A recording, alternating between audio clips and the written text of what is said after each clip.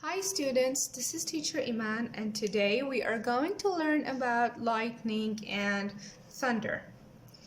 Now, lightning is created because of static electricity. Static electricity builds up any time when two things rub together.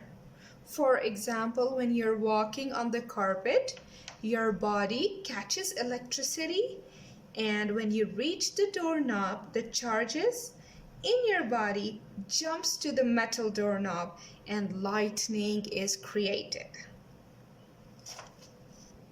Now the rainy clouds have tiny bits of ice in them, and when they bump into each other, they cause electric charge, and this charge keeps on building and becoming stronger.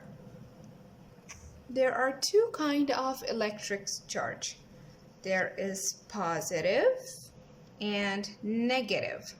Now the clouds always have negative electric charge. The negative charges in the cloud make positive charges on the ground. And when the charges in the cloud and the charges on the ground are just right, they make lightning. Now let's learn a little bit about thunder. Now all lightning is hot, and the heat causes thunder. Now air is made of tiny particles. Now those are tiny air particles.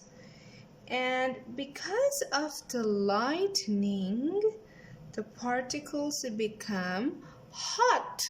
And when the particles are really hot, they move very quickly and they push hard against the cool air. And then they fly away where the lightning was, and that causes thunder.